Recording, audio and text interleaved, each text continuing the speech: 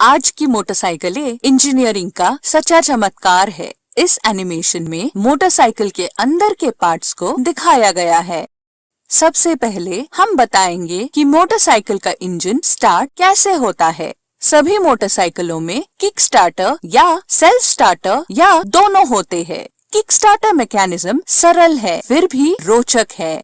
Kick starter liver को हल्के से दबाने से पिनियन गियर मेन शाफ्ट के एक फ्री व्हीलिंग स्पर गियर से मैश होता है। जब हम स्टार्टर लीवर को पूरा दबाते हैं तो ये पिनियन गियर क्लच हब तक पावर ट्रांसफर करता है। क्लच हब क्रैंक शाफ्ट को घुमाता है और क्रैंक शाफ्ट इंजन तक पावर ट्रांसफर करता है, जिससे इंजन स्टार्ट होता है।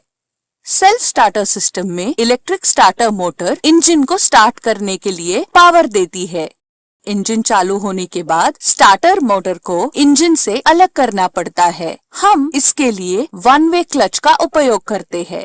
इसमें एक आउटर रेस और एक इनर रेस होती है। इन दोनों रेसेस के बीच में रोलर्स होते हैं। जब स्टार्टर मोटर आउटर रेस को घुमाता है तो रोलर्स इन दो रेसेस के बीच में फंस जाते हैं और दोनों रेसेस एक साथ घूमने लगते हैं, जिससे इंजन तक पावर ट्रांसफर होता है।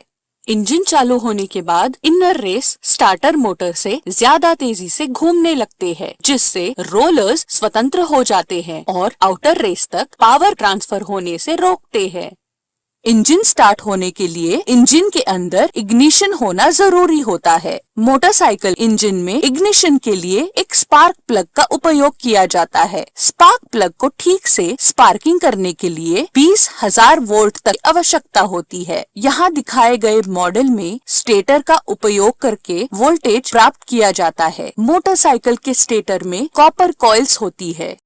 इंजन के फ्लाईव्हील में परमानेंट मैग्नेट्स होते हैं, जो फ्लाईव्हील के साथ घूमता है और कॉइल में करंट पैदा करता है। स्टेटर का प्रत्येक आउटपुट अलग अलग सिस्टम को पावर देता है, जो इस डायग्राम में दिखाया गया है। इग्निशन के लिए एक्साइटर कॉइल का उपयोग किया जाता है। इसमें अन्य कॉइल्स की तुलना में ज्यादा वाइंडिंग होती है, जिसके कारण ज्यादा वोल्टेज उत्पन्न करता है। एक्साइटर कॉइल से उत्पादित वोल्टेज CDI यूनिट को सप्लाई की जाती है। AC CDI यूनिट का कनेक्शन यहाँ दिखाया गया है। CDI यूनिट के अंदर एक कैपेसिटर होता है जो चार्ज को स्टोर करता है। फ्लाईव्हील के पास में पिकअप कॉइल होती है। पिकअप कॉइल में एक मैग्नेट होता है जिसके ऊपर कॉइल होता है। फ्लाईव्हील की बाहरी सतह पर प्रोजेक्शन होती है। जब फ्लाईव्हील घूमता है और पिकअप कॉइल के पास प्रोजेक्शन पहुँचता है तो कॉइल में वोल्टेज उत्पन्न होता है। यह वोल्टेज CDI यूनिट के अंदर के एक स्विच को चालू करता है, जिससे सभी चार्ज कैपेसिटर से डिस्चार्ज हो जाता है। यह वोल्टेज को और बढ़ाने के लिए इग्निशन कॉइल का उपयोग किया जाता है। इग्निशन कॉइल एक स्टेप अप ट्रांसफार्मर है जो इनपुट वोल्टेज को 200 गुना तक बढ़ाता है, जो स्पार्क प्लग को फायरिंग करने के लिए पर्याप्त है। मोटरसाइकिल में कई अन्य पार्ट्स होते हैं जो मोटरसाइकिल के निरंतर संचालन में मदद करते हैं। इनटेक और एग्जॉस्ट वाल्व को टाइमिंग चेन का उपयोग करके नियंत्रित किया जाता है। आमतौर पर सिंगल सिलेंडर इंजन्स में काउंटर बैलेंस होता है, जो इंजन के अंदर कंपन को कम करने में मदद करता है।